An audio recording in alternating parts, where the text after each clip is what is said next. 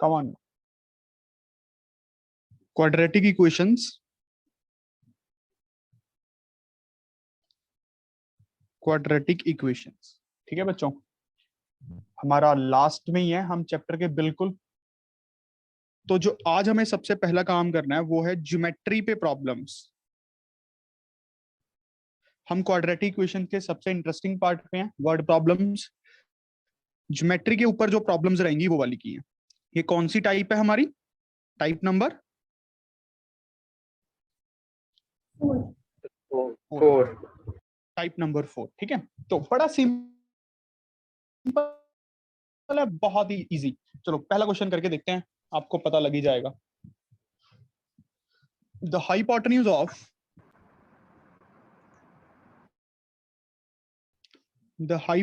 Of बच्चों right triangle is, right triangle भी सबको पता ही होती है ना 10th में। Triangle is 12 centimetre. The difference between the lengths of other two sides of a triangle is 5 centimeter. Find the length of these sides. Find the length of these sides. चलो बच्चों, बस पहले ड्राइंग बनाया करो, एक right angle triangle. और ये बात याद रखना कि 90 के ऑपोजिट हमेशा हाइपोटेन्यूज होता है, दैट इज 25 गिवन। अब एक साइड x है और एक साइड y है। अब ऑब्वियसली एक साइड बड़ी होगी एक छोटी होगी, मान लेते हैं x बड़ा है y से, कुछ तो मानना ही था ना, y बड़ा भी मान सकते थे। अब इन्होंने लिखा हुआ है डिफरेंस क्या है? 5 है, x माइनस वाई 5 है। तो हम क्या लिख सकते हैं? x को y प्लस 5 लिख सकते हो ना, x को मैं लिख सकता हूँ y प्लस 5। एक वेरिएबल में इक्वेशन बना लो, बस पहले y निकाल लो या फिर x निकाल लो, सीधी सी बात है। बड़ा ही सिंपल क्वेश्चन है। Difference of two sides is 5, बड़ी साइड माइनस छोटी साइड। क्या ये बात समझ आया ना बच्चों सबको? राइट एंगल ट्राइंगल, हाइपोटेन्यूज एक x और एक y, इक्वेशन एक तो दी हुई है हमें। Difference of other two sides मतलब बड़ा माइनस छोटा ही प्लस के इक्वल आएगा। तो x माइनस वाई इज 5, मैंने x को y से बड़ा मान लिया, एज्यूम कर लिया है। आप y को भी बड़ा मान सकते हो x से, कोई फर्क नहीं पड़ेगा। अब बस पाइथागोरस थ्योरम लगानी है, जो ट्राइंगल बन गई 25 y plus 5 and y, very good, शेफी का बिल्कुल सही है। Perpendicular square plus base square is equals to 25 का स्क्वायर। थोड़ी सॉल्विंग करनी है, a प्लस बी का स्क्वायर लगना है यहाँ पे, सिंगल सिंगल पे मत ले आना, बस सीधा ही। 25 plus 10y plus y square 625, 2y square plus 10y is equals to 600। 2 common निकाल के ज्यादा इजी रहेगा। y स्क्वायर प्लस 5y 600, 2 को डिवाइड कर देते हैं तो y स्क्वायर प्लस 5y ये बनेगा बच्चों 300। तो y square plus 5y minus 300 equals to 0। अब इसको सॉल्व करने के बच्चों आपको 3 मेथड्स आते हैं। मिस सुमन, कितने लेक्चर्स कर लिए बेटा? सर अभी 2। 2 किए? Yes sir. तो 2 में तो बहुत कुछ समझ आ गया होगा। यस तो ये सॉल्व कर दोगी ना? सर। यस। सम करके 5y प्रोडक्ट करके माइनस 300y, बताओ भाई कौन से ऐसे दो नंबर हैं? 30 और 5, 30 और 25, 30 और 25, 30 माइनस, नहीं नहीं नहीं नहीं नहीं, 30 और 25 थोड़ी आएंगे। सोचो कौन से दो नंबर हैं ऐसे? सम करके 5 आए, प्रोडक्ट करके माइनस 300। 20 और 15 शायद सही रहेंगे, है ना? 20 माइनस 15, 20 इंटू माइनस 15, ये सही है। बस इसको तोड़ देते हैं। Y square plus 20y minus 15y minus 300 equals to 0। अब इन दोनों में factors y plus 20 minus 15 common निकाल लूं, y प्लस 20 तो बचेगा, तो ऐसा y प्लस 20। मैथ सिर्फ उनको आती है जो बेसिक्स के ऊपर काम करते हैं। अब जा तो y की वैल्यू 15 आएगी, जा फिर y की वैल्यू माइनस 20 आएगी। अब माइनस में तो लेंथ होती नहीं है, लेंथ है ना y, तो ये केस रिजेक्ट होगा, length can't be in negative, तो y 15 आ गया। एक्सक्यूज मी सर, हाँ जी, हाँ जी। सर अगर हम एक्स और वाई को सीधा ही एक्स और एक्स प्लस वाई ले लें तो कोई प्रॉब्लम तो नहीं है? नहीं नहीं, कोई प्रॉब्लम। और बताओ, मैथ में तो कोई प्रॉब्लम होती नहीं यार, इतना प्यारा सब्जेक्ट है, जैसे तुम कहते हो वैसे ही चेंज कर लेती है अपने आप को। हाँ बस जब जब काफी इंटेलिजेंट लोग चेंज करने की कोशिश करते हैं तब दिक्कत हो जाती है। जब हम कंसेप्ट्स के अकॉर्डिंग चलते हैं और इसको बदलने की कोशिश करते हैं तो ये बदल जाती है। y15 आ गया। अब जब y15 आ गया बच्चों, तो ये वाली साइड कितनी आ जाएगी, 20, एक आ गया 15, मतलब ये x आ गया 20। हमें तो साइड्स ही निकालनी थी, 15 और 20 आ गई। क्या बात समझ आया सबको?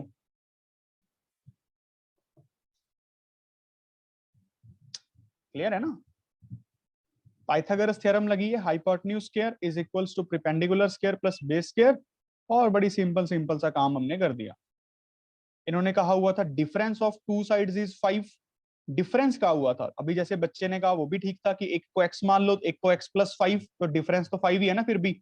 बट अगर ऐसे नहीं सोचना चाहते तो एक x और एक y, डिफरेंस 5 है मतलब x माइनस वाई 5 है, अब x को y put 5 plus y put कर लो, तो एक वेरिएबल में इक्वेशन बन गई।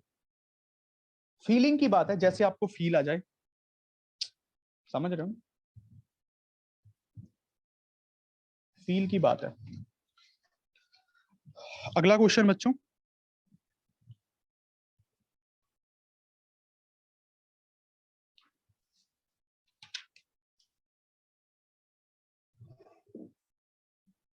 the hypotenuse of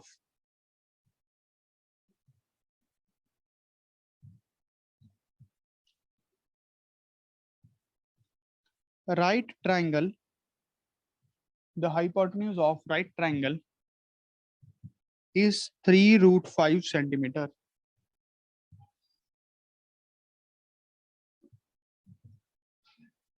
If the smaller side is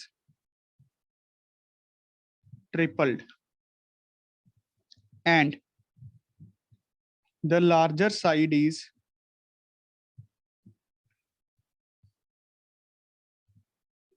doubled, the new hypotenuse will be, the new hypotenuse will be 15 centimeter. Find the length of each side.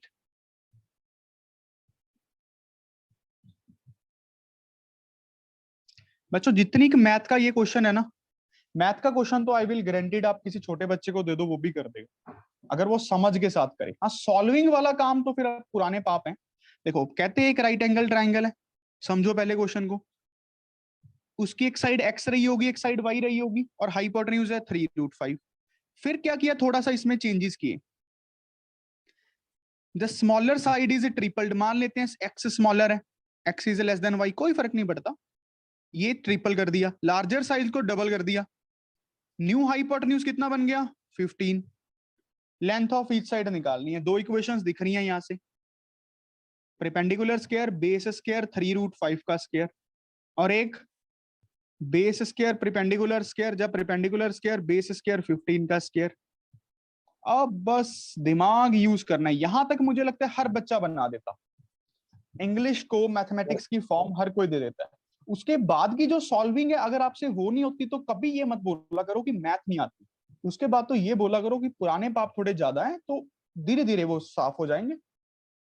जो हमने 7th 8th 9th में पाप किए हुए हैं तो वो सिर्फ उन्हीं का फल है ये, उसके बाद की सॉल्विंग।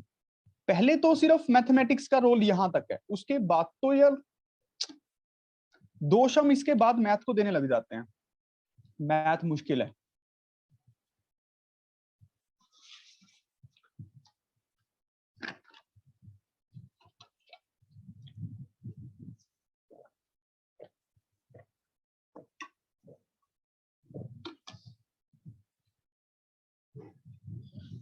अब जो इसमें सॉल्विंग होगी बहुत मन से करनी पड़ेगी, बहुत मन से।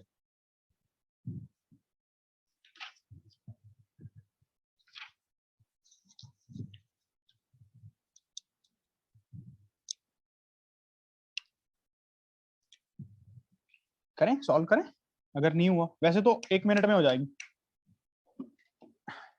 अगर आप लोग एटीट्यूड से क्वेश्चन को सॉल्व करो। सुदीक्षा का हो गया, वेरी गुड, बिल्कुल सही।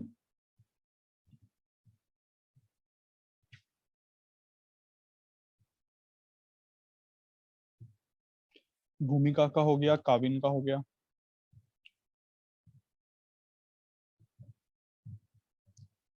Very good. निहारिका का हो गया, याशिक का हो गया,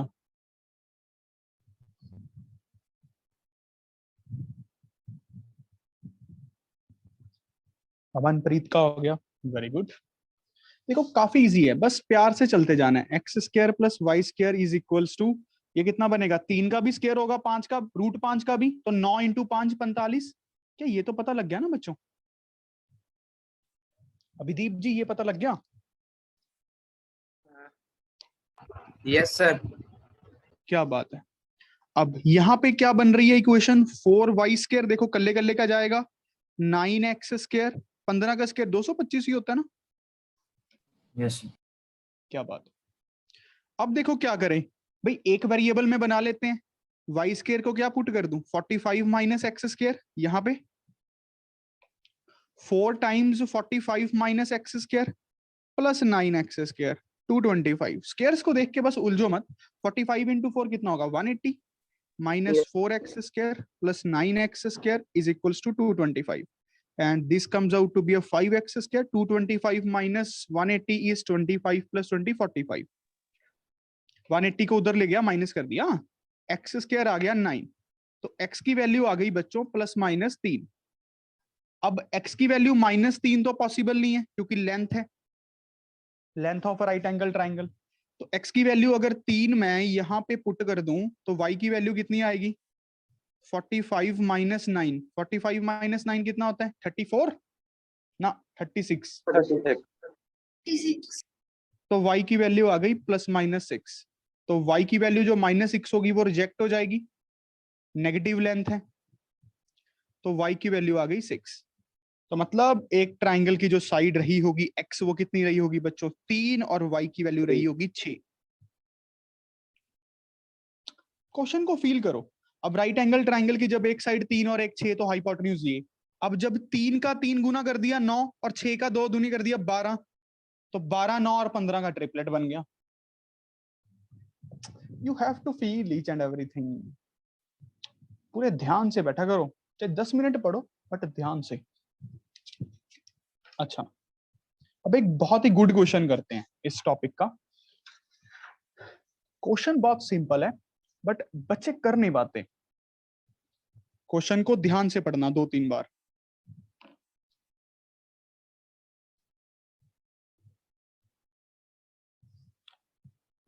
A pole has to be erected at a point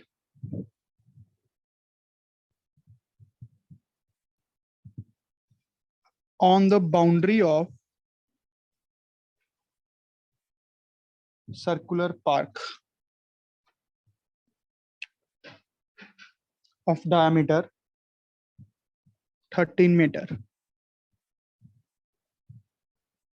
in such a way that the difference of its distances from two diametrically opposite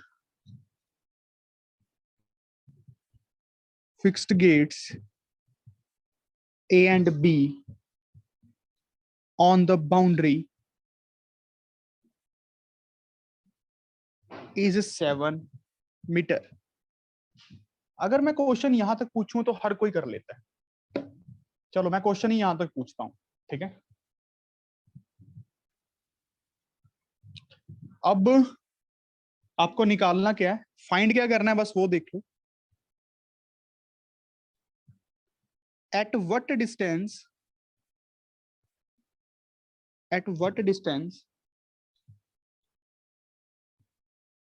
from the two gates the pole has to be erected? The pole has to be erected का मतलब होता है लगाना। बड़ा practical question है यार, बहुत practical question, और सबसे इजी भी है इस एक्सरसाइज का।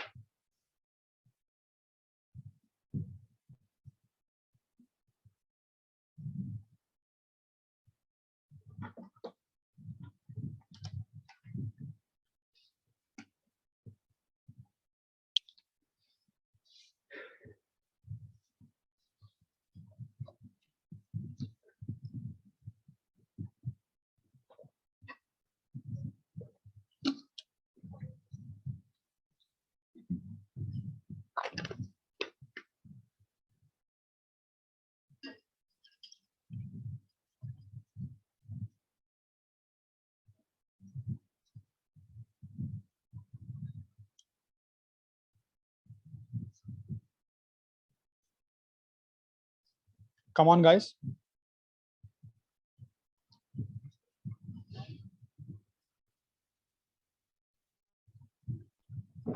कर सकते हो सारा। थोड़ा सोचो, बस क्वेश्चन को पढ़ो।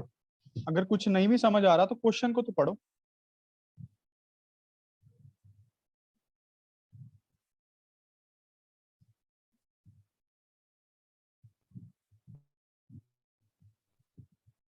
निहारिका का हो गया, वेरी गुड। देखो क्या है, कहते एक सर्कुलर पार्क है। मैं क्वेश्चन समझा रहा हूं अभी। एक सर्कुलर पार्क है, ये है प्यारा सर्कल। पोल हैज टू, एक डायमीट्रिकली ऑपोजिट गेट्स हैं। मान लेते हैं यहाँ पे एक गेट है ए, यहाँ पे एक गेट है बी, ठीक है बच्चों। अच्छा, a pole has to be erected at a point on the boundary of a circular park।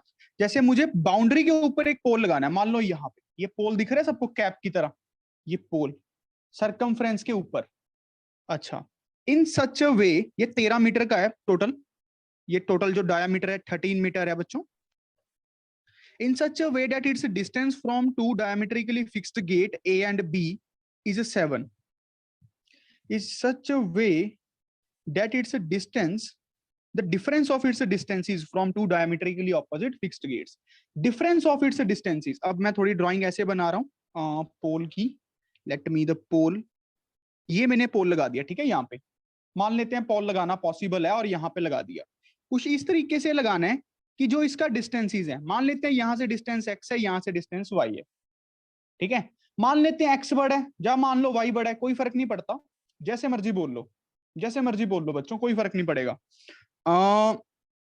मान लेते हैं x बड़ा y से, तो इन्होंने क्या क्या हुआ, difference of distances, in such a way that difference of its distances from the two diametrically opposite gates is 7। ये इक्वेशन समझ आई, गिवन क्या है, डिफरेंस ऑफ इट्स डिस्टेंसेस, ये डिस्टेंस। अब ये डिस्टेंस हमें स्ट्रेट लाइन डिस्टेंस लेना है, सर्कमफ्रेंस के अलोंग वाला नहीं। बच्चे इसमें भी कंफ्यूज होते हैं कई, समझ रहे हो? डिस्टेंस एक पॉइंट का पॉइंट से डिस्टेंस, स्ट्रेट लाइन डिस्टेंस। अच्छा अब बस, अब ये एंगल पता होना चाहिए था, ये थोड़े से पुराने कर्म है आपके। ये वाला, ये वाला, ये एंगल बता सकते हो कितना होगा? 90 degree. Angle in semi circle, angle in semi circle, semi circle का 90, ये एंगल इन सेमी सर्कल की वजह से। बस अब तो पाइथागोरस लगानी है। x का स्क्वायर प्लस y का स्क्वायर, 13 का स्क्वायर आ गया, x की वैल्यू 7 प्लस y पुट कर लो। अब इसको सॉल्व करना है तो ये 169 ही लिख देता हूं बच्चों। तो ये 49 plus y square, 7 2 14y, 2ab वाला फॉर्मूला लग गया 169, and this is 2y square plus 14y, 169 minus 49 is 0, 642 120, and the sweet equation becomes this is 60। आपकी इससे ज्यादा स्पीड होनी चाहिए अगर आप कंपटीशन जोन की प्रेपरेशन करना चाहते हो। बच्चे बस ये सोच के सीधा ये लिखते हैं,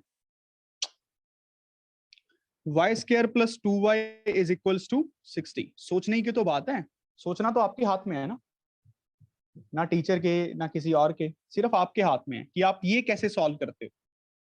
और ये कैसे आएगा आपके हाथ में? प्रैक्टिस से। तो ये अब बन गया y square plus 2y minus 60 equals to 0। अब कौन से ऐसे दो नंबर है जिनका प्रोडक्ट करके 60 आए, सम करके 2y, प्रोडक्ट करके माइनस का 60? 12 and 5। 12 और 5 नहीं यार, सिर्फ 7y नहीं होना चाहिए? कहाँ पे? y स्क्वायर प्लस सर आपने 2y स्क्वायर 60। प्लस 4y ले लिया सर, तो 14y था। 7y होना चाहिए बिल्कुल, 7y स्क्वायर नहीं, यहाँ पे 2 आना चाहिए, यहाँ पे 7y आना चाहिए 14 का। तो यहाँ पे 7 आना चाहिए, यहाँ पे 7 आना चाहिए, यहाँ पे 7 आना चाहिए। तो 12 माइनस 5 इज 7, 12 इंटू माइनस 5, तो फैक्टराइज हो जाएगा y प्लस 12, y माइनस 5।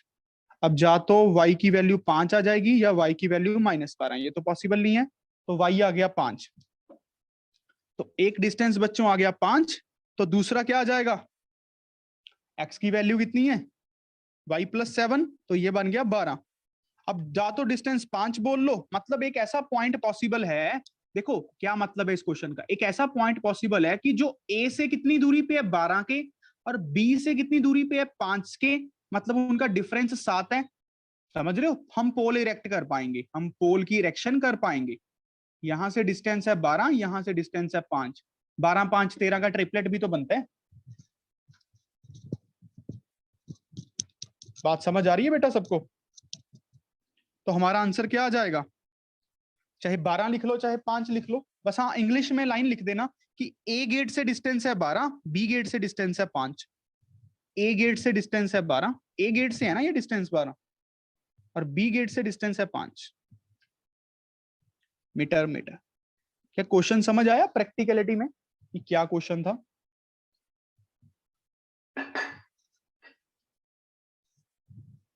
बताओ समझ आया सबको क्वेश्चन?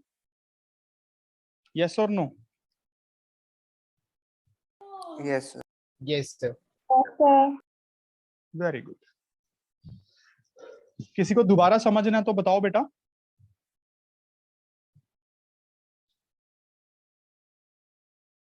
क्लियर? चलो अगला क्वेश्चन, अगली टाइप नंबर कौन सी है? 5।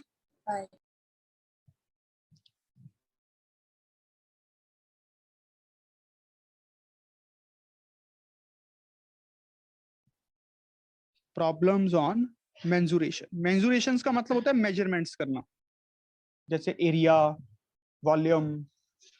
अभी तो हम एरिया पे ही रहेंगे।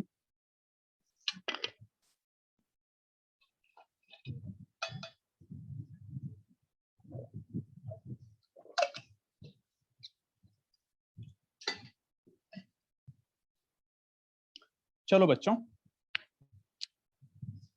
सबसे पहला क्वेश्चन बड़ा सिंपल, आपको खुद करना है। The perimeter of rectangular field, बड़े ध्यान से सोचना, is 82 centimeter and its area is 400 centimeter square. Find the breadth of rectangle. Find the breadth of rectangle. Come on guys, एक ड्राइंग बनाओ, पेरीमीटर लिखो, इक्वेशंस लिखो, क्या क्या गिवन है सॉल्व कर डालो।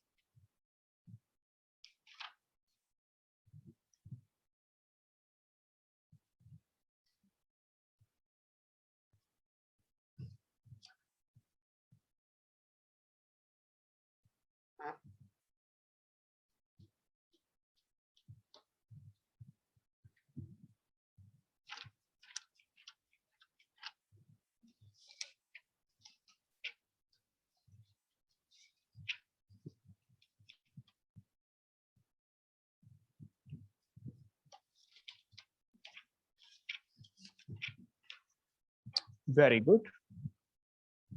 सबसे इजी क्वेश्चंस होते हैं बच्चों वर्ड प्रॉब्लम्स, खासकर मैथ में, मतलब मजा आता है जिनमें। देखो एक रेक्टेंगुलर फील्ड है, तो ये लेंथ है, ये ब्रेड्थ है। पेरीमीटर क्या होता है रेक्टेंगल का? एल प्लस, पेरीमीटर मतलब बाउंड्रीज का sum, L plus B plus L plus B. Rectangle की ऑपोजिट साइड्स इक्वल होती है ना, तो पेरीमीटर बनेगा 2 times L plus 2 times B. इसको छोटे बच्चे ऐसे भी याद करते हैं, 2 times L plus B.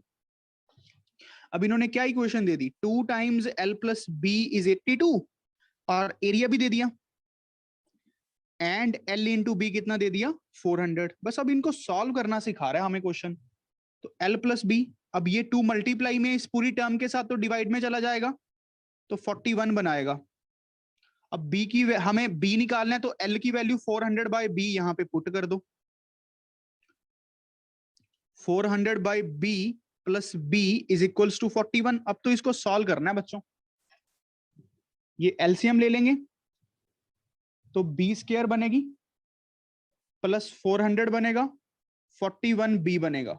LCM के बाद क्रॉस मल्टीप्लाई भी कर दी, B square minus 41 B plus 400 equals to 0। अब सम करके माइनस 41 बने, प्रोडक्ट करके 400 बने, इनको ढूंढना है हमें। ऐसे दो नंबर्स ढूंढने हैं, मतलब माइनस करके 41 बने, प्रोडक्ट करके 400 बने। -25 and -16 sir। लो बच्चा बोल रहा है -25 एंड -16, तो -25 इंटू -16 ये बनता है। तो फैक्टर क्या हो गए, b -25 b -16। अब जा तो b 25 हो जाएगा, जा फिर b को 16 बोलो, दोनों ही केस वैलिड हैं, तो दो आंसर्स बन जाएंगे। बात समझ रहे हो ना? ये b निकल गया, किड्डी की बड्डी गल सी, जमी सोखा।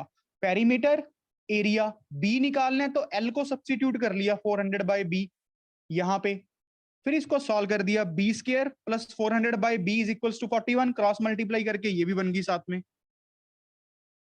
अभिदीप समझ आया? Yes sir. सच बोल रहा है? Yes sir. Very good. चलो बच्चों अगला क्वेश्चन करो।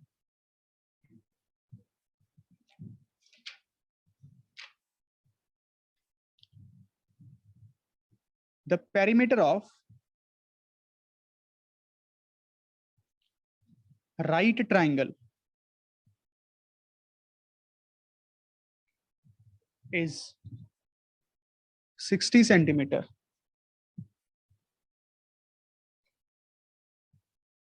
Find the area of the triangle. Find the area of the triangle.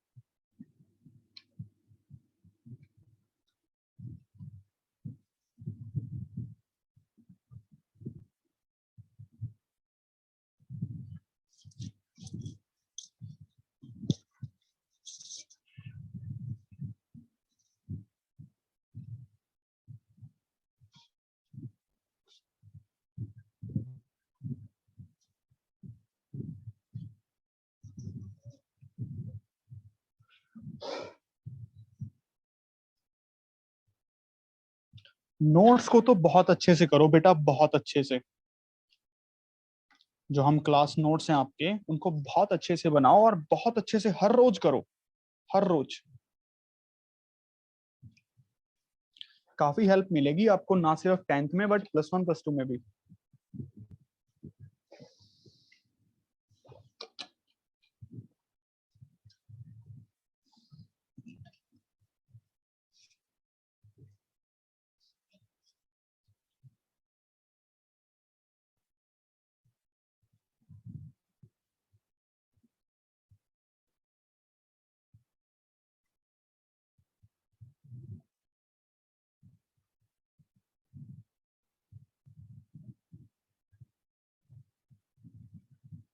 समझो क्वेश्चन को, बड़ा इजी है। राइट एंगल ट्रायंगल है, इसका पेरीमीटर दिया हुआ है 60 और हाइपोटेन्यूज दिया हुआ है। सॉरी, मैं क्वेश्चन को आधा ही लिख पाया। और हाइपोटेन्यूज दिया हुआ है बच्चों 25। तो किसका हो गया था अभी अभी?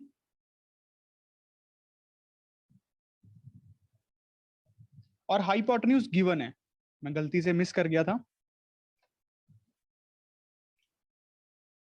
एक को x मान लो, एक को y मान लो, तो x + y + 25, पेरीमीटर तो यही होगा, साइड इसका सम 60, तो x + y कितना आ जाएगा? Very good Niharika, x + y आ जाएगा 60 - 25 कम्स आउट टू बी 35। बस अब इक्वेशन को सॉल्व कर लो। एरिया निकालना है, मतलब x एंड y निकालना है, half into base into height लगा देंगे। एरिया कैसे निकलेगा? पाइथागोरस लगा दो अब। x² + y² is equals to 25 का स्क्वायर। इसको सॉल्व करना तो अभी सिखाया है। y को पुट कर लो 35 - x, या फिर x को पुट कर लो 35 - y, बात तो एक ही है। या फिर सीधा स्केयरिंग कर लो, x और y आ जाएगा, फिर क्वाड्रेटिक। बहुत तरीके हैं करने के बच्चों, बहुत तरीके हैं, आपकी इच्छा है, आपकी मर्जी है सॉल्व कैसे करना चाहते हो।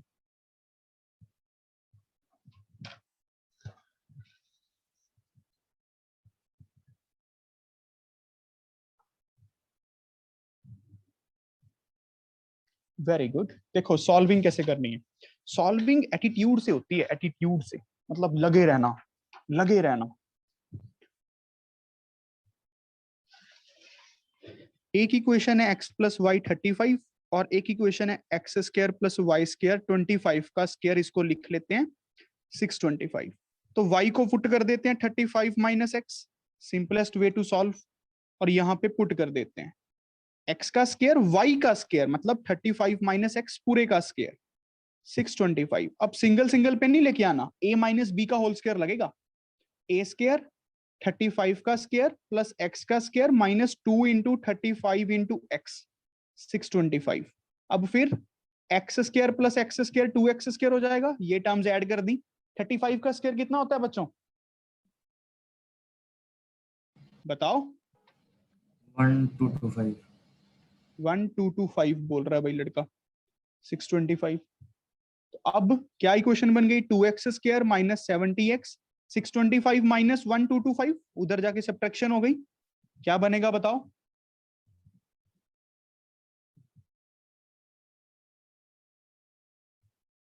चलो बच्चों, हम इसको सॉल्व कर रहे थे।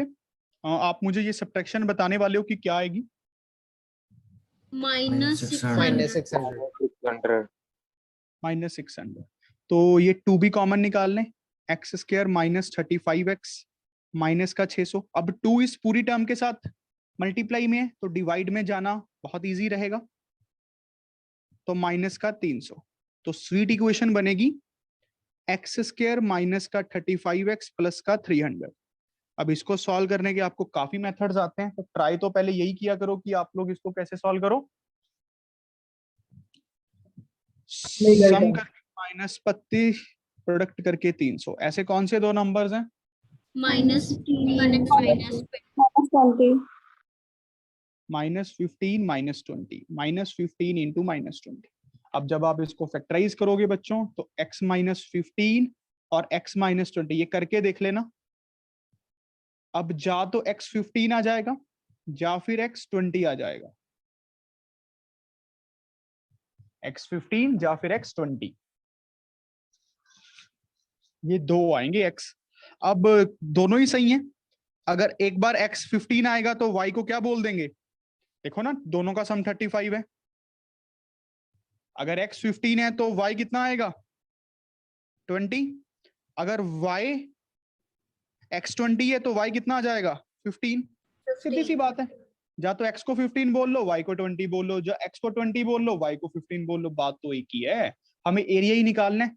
एरिया कैसे निकालेंगे, half into x into y, base into height या हाइट इंटू बेस, 15 इंटू 20 या 20 इंटू 15, बात तो एक ही है, 150 आ जाएगा। सेंटीमीटर स्क्वायर लगाना मत भूलना। क्या बात समझ आया बच्चों, ये बात तो क्लियर आ गई समझ। जल्दी बताओ यार। Yes, sir. Yes, sir.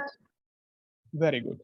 अब चेक करते हैं कि अगला क्वेश्चन में कि आपके पुराने पाप थोड़े से किए हुए हैं जो 7th 8th में जो भी आपने पढ़े। The area of an isosceles triangle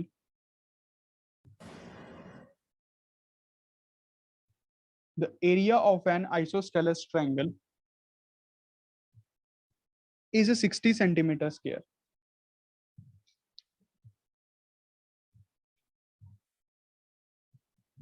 and the length of each one of its equal sides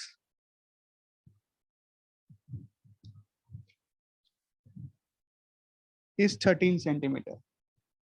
Find its base. Find its base.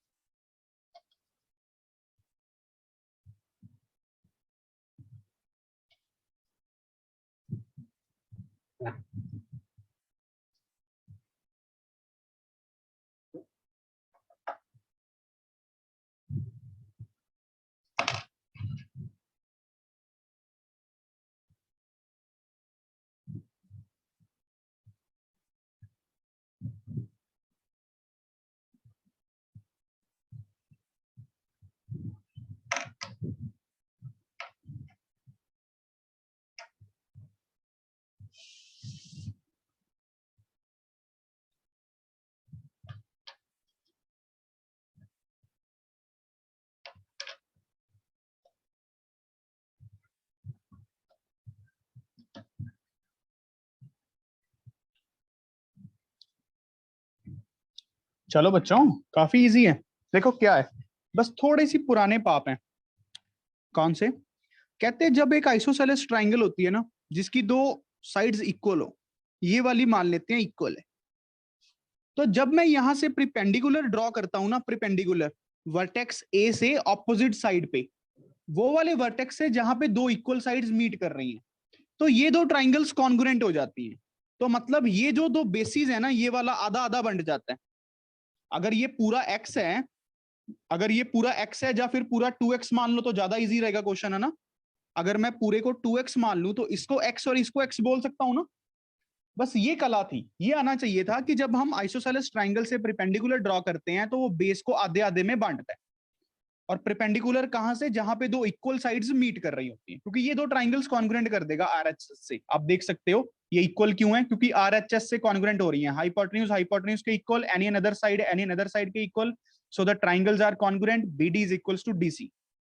नहीं, आप प्रॉपर्टी याद कर लो, ठीक है, कि जब हम परपेंडिकुलर ड्रॉ करते हैं तो वो बेस को आधे आधे में बांट देता है। अब क्वेश्चन करना काफी इजी हो जाएगा। द इक्वल साइड्स इनकी दी हुई है 13 और 13, एरिया दिया हुआ है हमें कितना 160, सिर्फ 60, हमें बेस निकालना है। तो बस बेस निकालने के लिए हमें एरिया दे रखा है, तो इसको मैं हाइट मान लेता हूं h, half into h into 2x, यही तो दे रखा है हमें, half into h base into height base into height कितना दिया हुआ है 60, तो h इंटू एक्स की वैल्यू दे रखी है 60, पाइथागोरस लगा दो, h square plus x square is equal to 13 का स्क्वायर, हमें x निकालना है तो h की वैल्यू को पुट कर दो 60/x। ये ठीक कर रहा हूं ना मैं?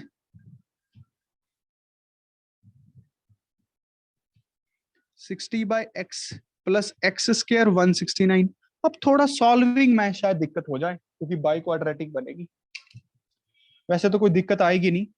थोड़ा देखो यहां तक पहुंचे, सॉल्विंग तो मैं करके दूंगा। देखो यहां तक पहुंचे, half into H into 2x base into height, और फिर उसके बाद h इंटू एक्स की वैल्यू आ गई, फिर ये इक्वेशन पाइथागोरस से बन रही है h square plus x square 13 का स्क्वायर। आपको क्वेश्चन बड़े ध्यान से पढ़ना पड़ेगा। The area of isosceles triangle, length of equal sides 13, तो मैंने एक परपेंडिकुलर ड्रॉ किया half into base into height लगाने के लिए, समझ रहे हो ना?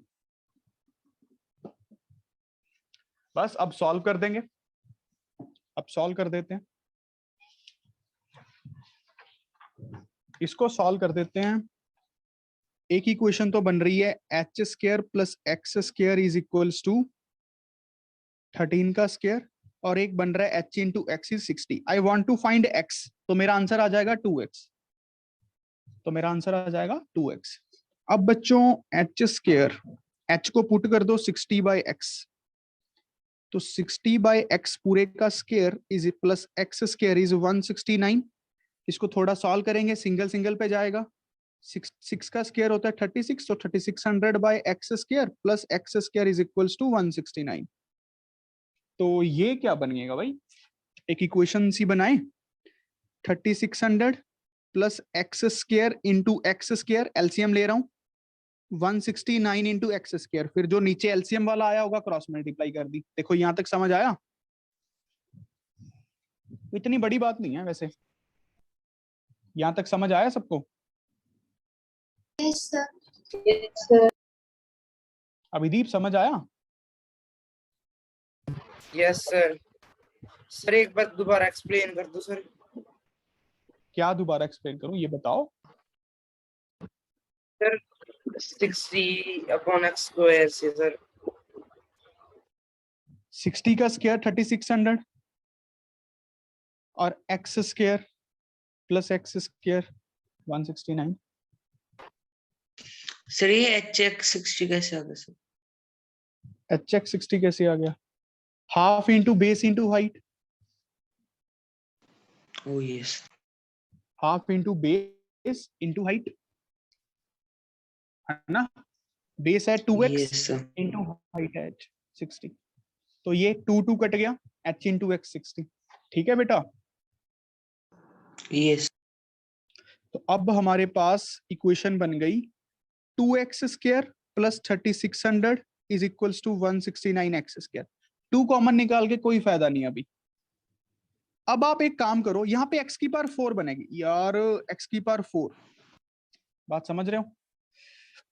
अब x स्क्वायर को एक t पुट कर लो, x स्क्वायर को पुट कर लो, यहाँ पे सब्स्टिट्यूट कर लो। अब देखना ये बनेगा t स्क्वायर 3600 169t। अब t में क्वाड्रेटिक बन गई, t में क्वाड्रेटिक बन गई ना। अब क्वाड्रेटिक को सॉल्व करना तो आता ही है। T square minus 169t plus 3600 equals to 0। क्या यहां तक समझ आया? क्वाड्रेटिक बनाने के लिए इसको सब्स्टिट्यूट किए, क्वाड्रेटिक बनाने के लिए। क्या समझ आया बच्चों? क्वाड्रेटिक बनाने के लिए बताओ बताओ, समझ आया? Yes, sir. Yes, sir. Very good. अब सम करके क्या है, माइनस 169 प्रोडक्ट करके 3600। कौन से ऐसे दो नंबर्स हैं? ये ढूंढना तो थोड़ा पड़ेगा भाई। -144 and -25. क्या बात है लड़की, ये देखो सम करके बन रहा है माइनस का 169, प्रोडक्ट करके ये 3600 बनेगा। ये बेटा सोचना पड़ेगा, इसका कोई हल नहीं है अपने पास। तो ये फैक्टराइज हो जाएगा t minus 144 t minus 25। Practice makes you the perfect. अब t की 144 आएगी या t की वैल्यू 25 आएगी। अगर t 144 आ गया, देखो अब दोबारा से इसको यूज करते हैं, एक्स स्क्वायर 144 आ गया, एक्स स्क्वायर 25 आ गया, ठीक है। तो x की वैल्यू कितनी आ गई, +-12, या फिर x की वैल्यू कितनी आ गई, +-5। समझ के देखो इसको, बस यहां पे आपको ट्रिक लगी। कोई डाउट है तो पूछो। अब माइनस वाला केस रिजेक्ट कर देंगे तो 12 या 5, तो 2 आंसर बन जाएंगे। अभी भी हमारा आंसर नहीं आया, हमें बेस निकालना था। बेस, तो बेस कितने, 2x। अब जा तो 24 बनेगा 2 × 12, या फिर बेस कितना बनेगा 2 × 5 10। बात समझ रहे हो ना? तो जा तो नेट आंसर ये बनेगा बच्चों, या नेट आंसर ये बनेगा बच्चों। दोनों ही बेस पॉसिबल हैं ट्राइंगल के, कि गिवन कंडीशन सेटिस्फाई हो जाए। देखो क्या बात समझ आया? Yes sir.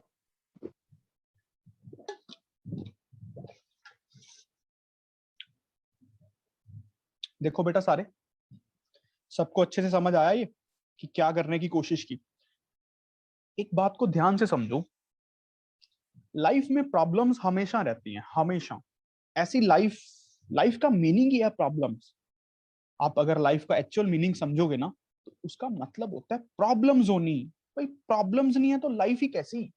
मैथमेटिक्स में अगर प्रॉब्लम्स ही नहीं है तो मैथमेटिक्स ही कैसी? अगर उसमें कंफ्यूजन ही नहीं आई, सॉल्विंग ही नहीं हुई, this is a beauty of the subject, this is a beauty of a life. आपको उन्हीं से फाइट करने के लिए इस सब्जेक्ट को रखा गया है, कि आपकी एनालिटिकल थिंकिंग मजबूत हो। अब बच्चे क्या करते हैं, मैथ से डर के मेडिकल की तरफ जाते हैं, बट उनको पता नहीं है कि मैथ वहां पे भी आगे आ जाती है। फिजिक्स में, फिजिक्स मैथमेटिक्स से ही जनरेट हुई है।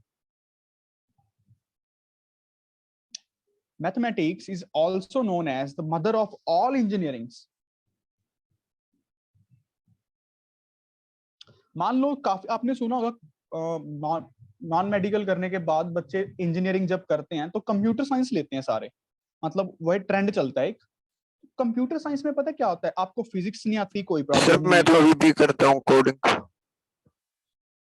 बहुत बढ़िया, जो कि आप अपना नुकसान कर रहे हैं। कंप्यूटर साइंस, अब मैं आपको अगर फिजिक्स नहीं आती तो चल जाएगा, केमिस्ट्री नहीं आती तो चल जाएगा, बायोलॉजी नहीं आती तो चल जाएगा, ठीक है, इंग्लिश नहीं आती तो चल जाएगा, सब कुछ नहीं आता, कुछ भी नहीं आता तो भी चल जाएगा, सिवाय मैथ को। जिसको मैथ नहीं आती ना, वो कंप्यूटर साइंस कभी कर ही नहीं सकता। बाकी सब्जेक्ट्स में तो चलो इंजीनियरिंग की, मतलब बाकी इंजीनियरिंग की ट्रेड्स में तो मैथ आती है, वो तो डेड श्योर है। बट आप सोच के देखो, कंप्यूटर साइंस में भी जब हम कोडिंग करते हैं, लूप्स बनाते हैं, मैथमेटिक्स की रिक्वायरमेंट होती है, फॉर्मुलेशंस की रिक्वायरमेंट होती है, अगर आपने सही ढंग से करनी है। और जब भी कंपनीज आती है ना, तो वो सबसे पहला टेस्ट पता है क्या लेती हैं इंजीनियरिंग में? मैथ का लेती हैं, बेसिक मैथ का। जिसको वो नहीं आता वो पहली बाहर हो जाता है।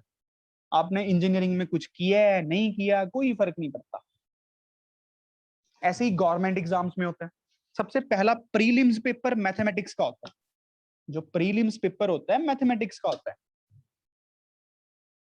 तो अगर आपने इस पे इन्वेस्टमेंट नहीं की ना, तो फिर पढ़ने वाली फील्ड में आपकी काटी हो जाएगी।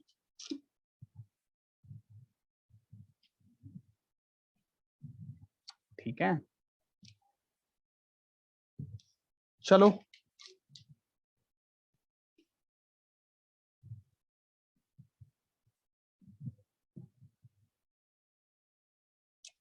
find the length and breadth of a rectangle.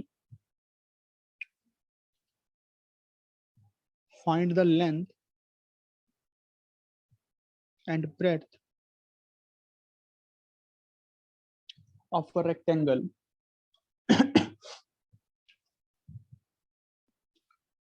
whose length is twice its breadth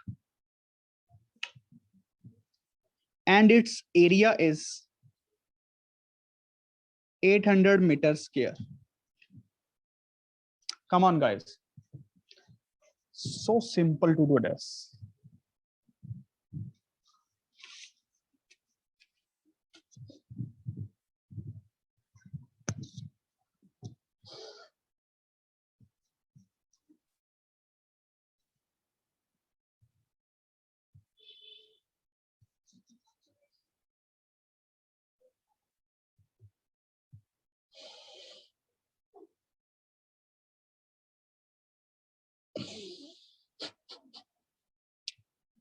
मेरे हिसाब से सबका ये क्वेश्चन होना चाहिए, सबका।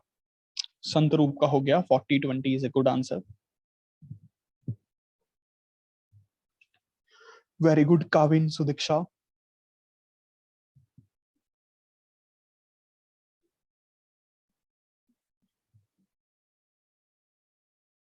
शेफी, मनी, एक जोत, जानवी,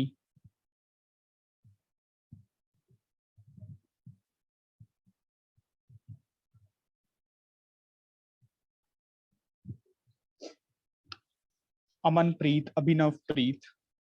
चलो देखो बच्चों, क्वेश्चन क्या बोल रहा है। कहते एक रेक्टेंगल है, the length and breadth of a rectangle find करनी है, जिसकी लेंथ 2 गुना है ब्रेड्थ की। ब्रेड्थ को x मान लूं तो ये 2x हो गया, ये 2x हो गया, ये x हो गया। ठीक है, let us find, late assume कर लिया x। अब इक्वेशन क्या दी हुई है, एरिया दिया हुआ है। भाई इससे तो इजी कुछ भी नहीं है। 2x इंटू एक्स कितना दे दिया बच्चों, 800। तो 2x स्क्वायर कितना आ गया, 800। क्या बात है, x स्क्वायर 400 आ गया। x की वैल्यू +-20 आ गई। अब माइनस वाला केस तो रिजेक्ट कर देंगे। x की वैल्यू आ गई 20, x 20 आ गया तो ब्रेड्थ 40 आ गया। भाई समझ नहीं आया था क्या ये, बताओ ये समझ आया था कि नहीं। अभिराज, यस सर आया था। यस सर, आ गया था। Very good. अब लिखो आगे आखिरी टाइप्स की प्रॉब्लम। टाइप नंबर कौन सी हो गई है हमारी, 6 टाइप हो। 6th type, time and work problems. Time and work problems. अब आज ये करने के बाद आप लीनियर इक्वेशंस की टाइम एंड वर्क प्रॉब्लम्स भी कर सकते हो। सबसे इजी जो अगर टॉपिक है ना कोई, तो वो यही प्रॉब्लम्स होती हैं, मतलब जो वर्ड प्रॉब्लम्स होती हैं मैथ की। क्योंकि इतना अच्छा इंग्लिश लिखी होती है, उसको मैथ की लैंग्वेज देनी है, फिर अपनी कला का यूज करना है, क्या मजा कितना आता है। देखो टाइम एंड वर्क में आपको क्या सीखना है, सबसे पहले थोड़ा सा कंसेप्ट सीखो। मान एक कंसेप्ट समझते हैं। मान लेते हैं कोई एक वर्क है, मान लेते हैं वर्क है, और वर्क क्या करें, क्या वर्क लें। मान लेते हैं वर्क है कि ट्राइंगल चैप्टर खत्म करना। मान लेते हैं वर्क है ट्राइंगल चैप्टर खत्म करना आरडी में से। ठीक है, अब मान लेते हैं कि अभिदीप इसको करने के लिए 10 दिन लगाता है, 10 दिन लगाता है। ठीक है, और मान लेते हैं अभयराज इसको करने के लिए 8 दिन लगाता है। ठीक है, 8 दिनों में वो पूरा वर्क कितना खत्म कर देता है। हम मैथ में जो वर्क को एक से डिनोट करते हैं, यूनिटी से, unity, work is denoted as a unity. मतलब अभिदीप एक वर्क 10 दिनों में करते हैं, अभिदीप एक वर्क 10 दिनों में करते हैं। तो एक दिन में कितना काम करता होगा, एक दिन में 1/10 पार्ट ऑफ वर्क, मैं बोलूंगा। ठीक है, 1/10 पार्ट ऑफ वर्क करता होगा। इसको ऐसे समझते हैं, अभिदीप 10 दिनों में चैप्टर खत्म करते हैं। वेरी गुड, तो वो एक दिन में कितना काम करेगा, 1/10 पार्ट ऑफ वर्क।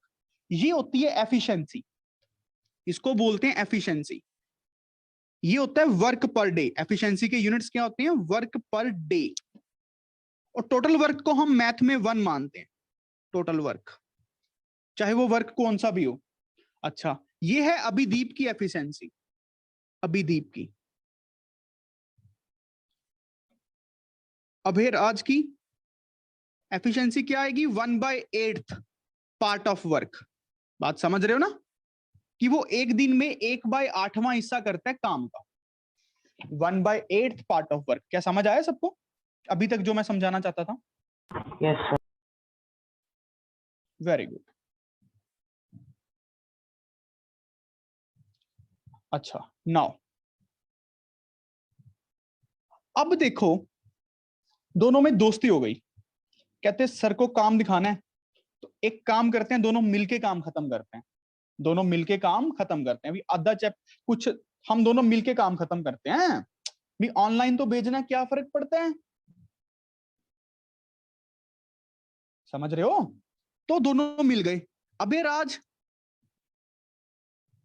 और ये अभिदीप, दो दोस्त मिले और मिलके काम खत्म करना शुरू किए। अब अगर तो दो मूर्ख दोस्त हुए तो क्या करेंगे, क्या बोलेंगे कि 18 दिनों में काम खत्म होगा? ऐसा तो नहीं होगा ना, पर 18 डेज में थोड़ी काम खत्म होगा, अब तो जल्दी हो जाएगा। बच्चे क्या करते हैं, सीधा डेज को ऐड कर देते हैं। कभी भी डेज को ऐड नहीं करना, एफिशिएंसीज को ऐड करना है। देखो, अबेराज एक दिन में 1/8 वर्क करता है, अभिदीप एक दिन में 1/10 वर्क करता है, तो दोनों एक दिन में कितना काम करते होंगे? इन दोनों का ऐड, मतलब जो ग्रुप है इनका, दो दोस्तों का, वो एक दिन में कितना काम करेगा? कितना आ गया ये ऐड करके, कर निकालना। 9/10। 9/10। तो दोनों जाने मिलके एक दिन में 9/10 पार्ट ऑफ वर्क कर देंगे। तो टोटल वर्क कितने दिनों में करेंगे? टोटल वर्क इसका रेसिप्रोकल कर दो 10/9 डेज में। देखो ना, ये क्या है, एक वर्क पर डे है, ये वर्क पर डे है, ठीक है। एक है मेरा वर्क, वर्क को जब डिवाइड करूंगा 9/10 से, वर्क पर डे से, तो डेज ऊपर ही तो चला जाएगा, 9/10 डेज तो आ जाएंगे। बात समझ रहे हो ना? एफिशिएंसी को रेसिप्रोकल करके नंबर ऑफ डेज आ गए। या फिर इसको ऐसे समझो कि इन दोनों का ग्रुप, टोटल वर्क, इन दोनों का ग्रुप एक दिन में 9/10 वर्क करता है, तो वन वर्क कितने दिनों में करेगा? यूनिटरी मेथड है, 10/9 डेज में। ये उस तरफ चला गया, ये इस तरफ चला गया। सोचने का ढंग है ये, बस सोचने का ढंग, सोचने की कला। क्या बात समझ आई है किसी को थोड़ी बहुत? कभी भी सीधा नंबर ऑफ डेज ऐड नहीं हो सकते, नंबर ऑफ डेज। क्या अभिदीप तुझे समझ आया है?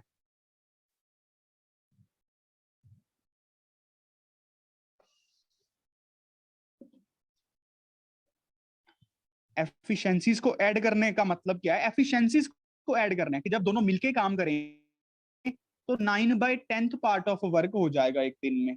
तो टोटल वर्क कितने दिनों में होगा? बस इसका रेसिप्रोकल कर दो 10/9। देख, समझ आया कुछ कुछ? ओए बता गधे। सर मैं मुझे पूछ रहे हो? हाँ, तेरा ही नाम है सर वो ना अभिदीप। माइक ऑफ हो गया था सर, एक ही दम ना सर। माइक तो ठीक है, तुझे कुछ पल्ले पड़ा? यस सर, ये तो समझ आ गया सर। क्या बात कर रहा है? वैसे मुझे यहाँ पे लिखना चाहिए था कि अभिदीप 100 दिनों में काम खत्म करता है। कम से कम 100 तो लगा ही देगा। जो तेरा प्रीवियस रिकॉर्ड है वो ये बोलता है। बाकी पता नहीं अब तू पढ़ने लग गया हो। क्या ये बात समझ आई है बेटा? कुछ कुछ यस सर। Yes. अरे, जो एक नई बच्ची आई है उसको समझ आ रहा है? सुमन,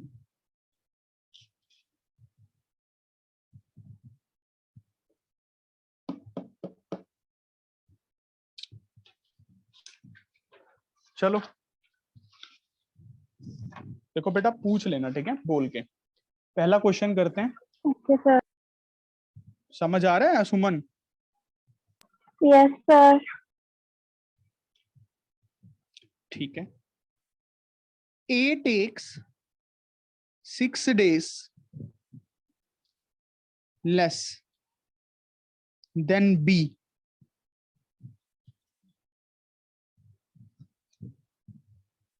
to finish a piece of work. To finish a piece of work. If both A and B together can finish it in 4 days, find the time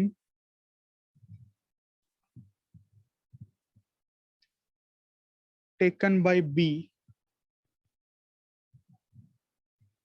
to finish the work. काफी इजी है बच्चों, काफी easy.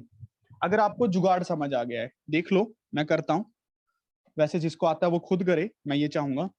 मान लेते हैं B x days में काम खत्म करते हैं, जो चीज निकालनी होती है उसको मान लो। तो ए कितने दिनों में काम खत्म करेगा? एक्स माइनस 6 डेज में। ए थोड़ा सा तेज है बंदा। अच्छा, कहते हैं अब मिलके वो 4 दिनों में काम खत्म करते हैं, मिलके। तो मिलके एक दिन में कितना काम करते होंगे? 1/4 पार्ट ऑफ वर्क। मिलके एक दिन में इतना काम करते होंगे ना, क्योंकि दोनों मिलके 4 दिनों में काम खत्म करते हैं, तो एक दिन में तो 1/4 काम करते हैं। एक दिन में 1/4। अब एक यहां से निकाल लेते हैं कि ये दोनों ग्रुप मिलके एक दिन में कितना काम करेंगे। ए की एफिशिएंसी 1/x माइनस 6, इसकी एफिशिएंसी 1/x, 1/4 के इक्वल। क्या समझ आया?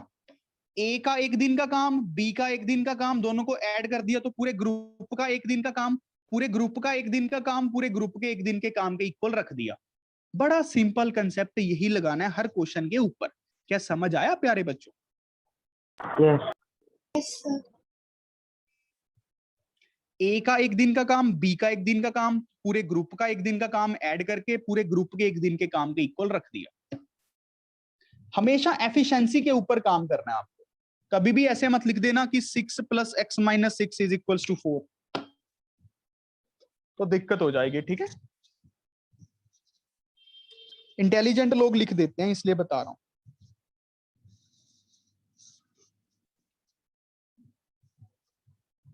और आज तक दुनिया में वही लोग कामयाब हुए हैं जो इंटेलिजेंट नहीं है। आप एडिसन की बात ले लो, आप आइंस्टाइन की बात ले लो, न्यूटन, वो इंटेलिजेंट नहीं थे, मेहनती बहुत। इंटेलिजेंसी अपने आप आ गई। इंटेलिजेंसी मेहनत से आती है बेटा, कोई बाय बॉर्न गिफ्ट नहीं होता किसी के पास।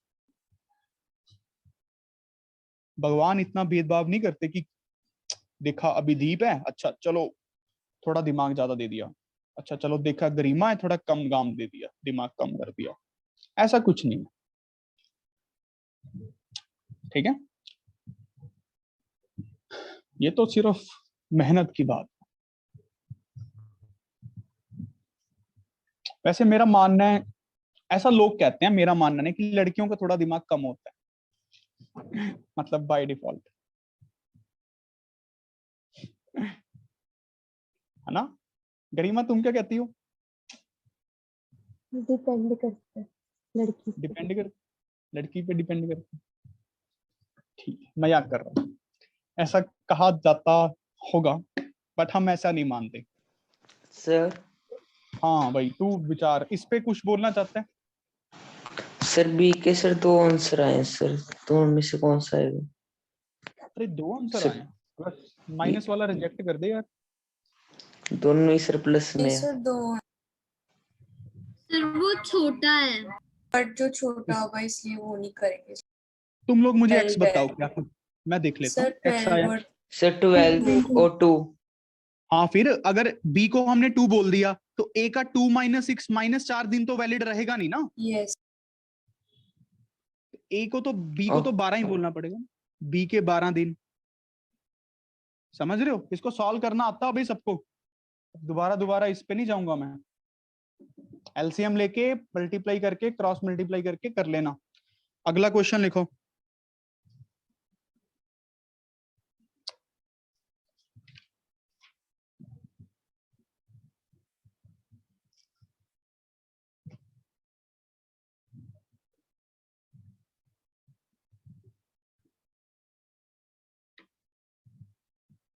Two water taps together can fill a tank in a 9 3/8 hours. The tap of larger diameter takes 10 hours less than the smaller one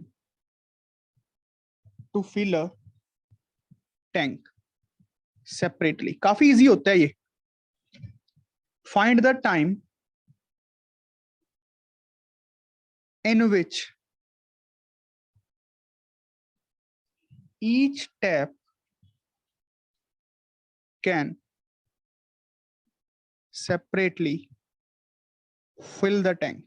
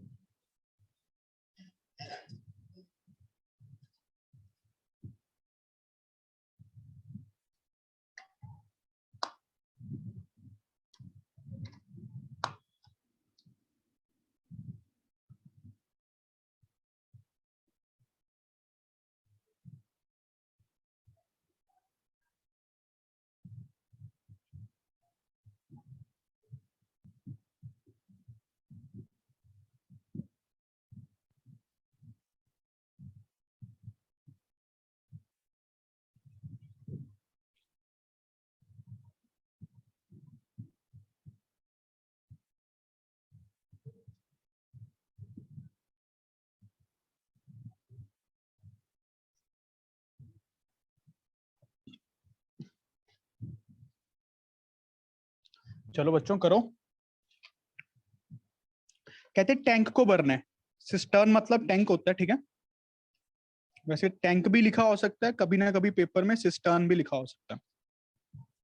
दोनों टैप्स मिलके, मान लेते हैं एक टैप ए है एक टैप बी है, मिलके कितने घंटों में काम खत्म करते हैं? 9 8 72 + 3 75/8 आवर्स में। तो एक घंटे में कितना काम खत्म करते होंगे भाई?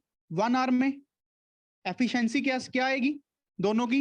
8/75। इतना वर्क पर आवर करते होंगे ना, ये तो इतना वर्क करते हैं, 1 वर्क करते हैं इतने घंटों में, तो एक घंटे में कितना काम करेंगे? 8/75 वर्क पर आवर। अच्छा, the tap of larger diameter, मान लेते हैं ये लार्जर डायामीटर है, ये स्मॉलर डायामीटर की है, takes 10 hours less than the smaller one. अगर इसको x घंटे लगते हैं तो इसको x - 10 घंटे लगते हैं। The time in which, equation क्या बनेगी? a के 1 घंटे का काम कितना होगा? 1/x - 10 प्लस b के 1 घंटे का काम कितना होगा? 1/x। दोनों के ग्रुप का 1 घंटे का काम, दोनों के ग्रुप का 1 घंटे का काम के इक्वल कर दिया। एफिशिएंसीज में करनी है हमें जो भी कैलकुलेशंस करनी है, ये बात याद रखोगे तो गलती नहीं होगी। एफिशिएंसीज के ऊपर काम करना है। अभिदीप समझ आया? ए के 1 घंटे का काम, बी के 1 घंटे का काम, ग्रुप के 1 घंटे का काम। अब बस इसको सॉल्व करना तो आपको आना चाहिए यार, ये तो नहीं सिखाऊंगा अब दोबारा से। इसको सॉल्व करो और x बताओ कितना आ रहा है।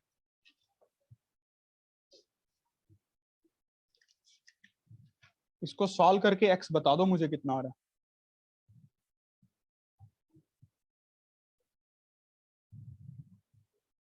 है। x आ रहा है 25 कि 30?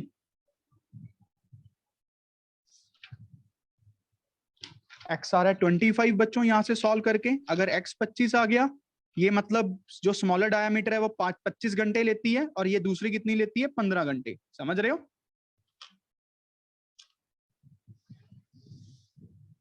समझ रहे हो बच्चों?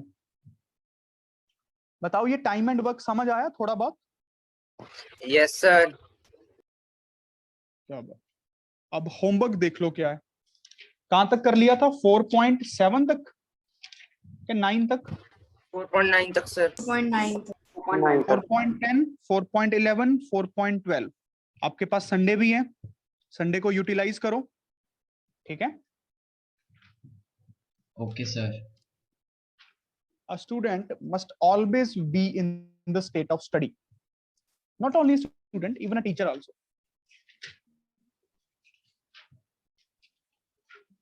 तो हम नेक्स्ट क्लास से अपना रियल नंबर स्टार्ट करेंगे, ठीक है?